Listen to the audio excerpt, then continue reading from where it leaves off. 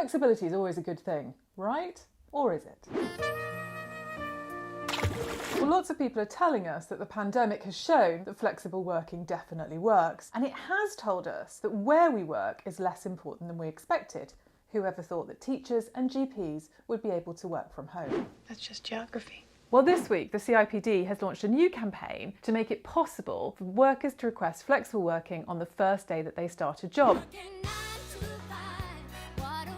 Which is, of course, a really laudable goal. The challenge, though, is if we can't limit these hours and if we can't put boundaries around our time, what does it really mean? For me, that's the big question that we have to answer if flexible work is going to be anything other than a really nice policy on a piece of paper that doesn't mean what it should. And to help understand why flexible and remote working doesn't work so well, I went to speak to Dr. Hee-Jung Chung from Kent University, who's been studying these issues for the last 4 or 5 years. Her first point is that flexible working has allowed lots of mothers and carers to stay in the workforce when otherwise they would have been pushed out, but that there's an unexpected side effect of more flexibility. People think, oh, if you give workers more freedom over their work, they're going to slack off. Actually, given the context we're in, we see that workers tend to work longer overtime, and sometimes even longer unpaid overtime. This is something that we see in the German data, we see in the UK data, but other scholars outside of these countries have also shown when you blur the boundaries between work and family life, work encroaches. You end up working all the time and everywhere. The irony is that blurring the boundaries between work and home life does not lead to increased productivity. Her second point is that productivity has done really well in lockdown, to the point that some people are at risk of burnout. Even towards the end of last year, we see a huge amount of data coming from all sorts of different surveys, from the CMI, CIPD, or from our own survey, that managers think that people are more productive.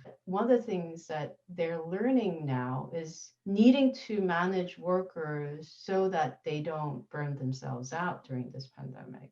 And this is extremely difficult because for many of us, we're doing 3 jobs of being a worker, being a teacher, being a mom, and partner and cleaner, et cetera, et cetera. So workers do experience those burnouts. It's very difficult to pull them back out of it. The third point is that at the core of these issues are long working hours. There needs to be a very clear message about the change in the working culture that is needed once we move into this flexible future, flexible workforce. Up to this point, companies have been in this very long hours work culture where people who spent long hours in the office were the ones that were being perceived as productive. The Elon Musk model of the ideal worker image, it's not working. It may work for 1 out of a million persons, but at the end of the day, I'm pretty sure even with Elon Musk, it does not do well for sanity, mental health, and we could go on with family relationships and well-being as well. Like, it is not good. On the average, you're not being productive. You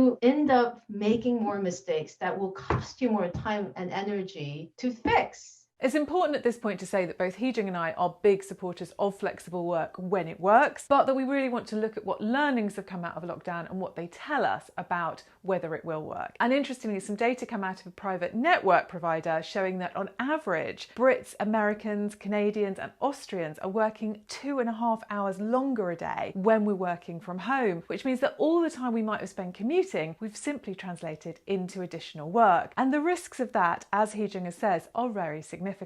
The good news is that the EU is driving through some legislation which will give workers across Europe the right to disconnect. Shame we're not involved, let's not go there. But also that innovative companies are putting in barriers to ensure that workers rest, because it's not the hard work that matters in terms of our outcomes and our health, it's really whether we're able to rest and recuperate between those bouts of hard work. And it's worth saying at this point that Hee-Jung and I, of course, could only actually find a time for us both to talk at after 8 o'clock at night, so we're not necessarily the best examples of this working in practice. For those of you that do need time to unwind, I've got 2 thoughts for you this week. It's a Sin is as brilliant as all the PR suggests, but I have to say it's not a walk in the park emotionally. If you need some total tune out trash, big sunshine, big blondes, crazy living, I can't recommend enough Married at First Sight Australia. Tonight. Wow! It's the Grooms Homestays. Bloody city folk. My sister-in-law told me I had to watch it. I thought she was crazy, and now at like 1 o'clock in the morning, I'm glued to this total madness. If you need to totally tune out,